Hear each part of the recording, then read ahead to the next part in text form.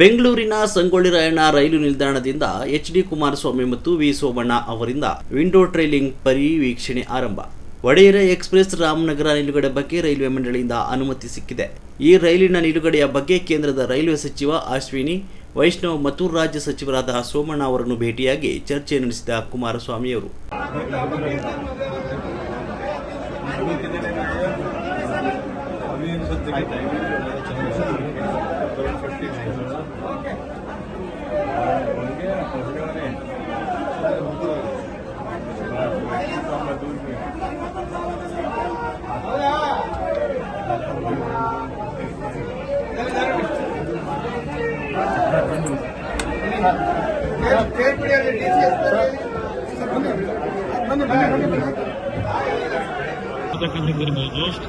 ಕೆಲವು ಕಡೆ ರೈಲಿನ ನಿಲುಗಡೆ ಆಗಬೇಕು ಅಂತಕ್ಕಂಥದ್ದು ಇದು ಎಲ್ಲದರ ಮಾಹಿತಿಗಳು ಈಗಾಗಲೇ ಮತ್ತು ಅರ್ಜಿಗಳೇನು ಬಂದಿವೆ.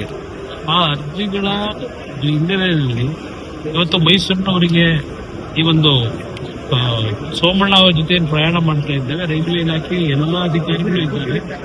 ಇವತ್ತು ಏನೇನು ನಮಗೆ ಅರ್ಜಿಗಳು ಕೊಟ್ಟಿದ್ದಾರೆ ಅದೆಲ್ಲದಕ್ಕೂ ಪರಿಹಾರ ತಂದು ಜನರಿಗೆ ಅನುಕೂಲಗಳಾಗ್ತಕ್ಕಂಥ ನಿಟ್ಟಿನಲ್ಲಿ ಕಾರ್ಯಕ್ರಮಗಳನ್ನು ಪ್ರಾರಂಭ ಮಾಡಲಿಕ್ಕೆ ಇವತ್ತಿನ ಈ ಒಂದು ಬೆಂಗಳೂರು ಮೈಸೂರಿನ ಪ್ರಯಾಣ ಮಾಡ್ತಾರೆ.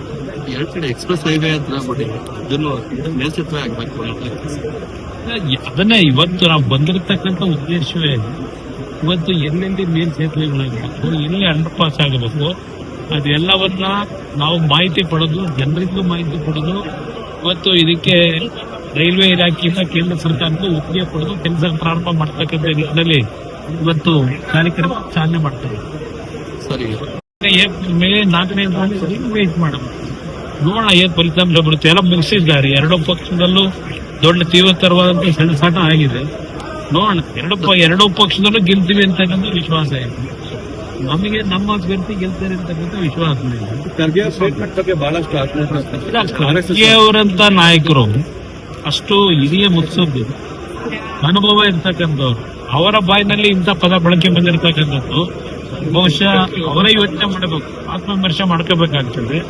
ಈ ರೀತಿಯ ಅಂತ ಒಂದು ಉತ್ತಮ ಸ್ಥಾನಕ್ಕೆ ಹೋದಂತವ್ರು ಅವರ ಪದ ಬಳಕೆ ಏನಿದೆ ಅದಕ್ಕೆ ಈಗಿನ ಸರ್ಕಾರದ ಅದೇನೋ ಒಂದು ಕಾನೂನು ತಂದಿರಲ್ಲ, ಕಾನೂನು ಪ್ರಕಾರ ಏನ್ ಆಕ್ಷನ್ ತಗೊಂತಾರ ನೋಡೋಣ ಸಂಬಂಧಿಸಿದ್ರೆ.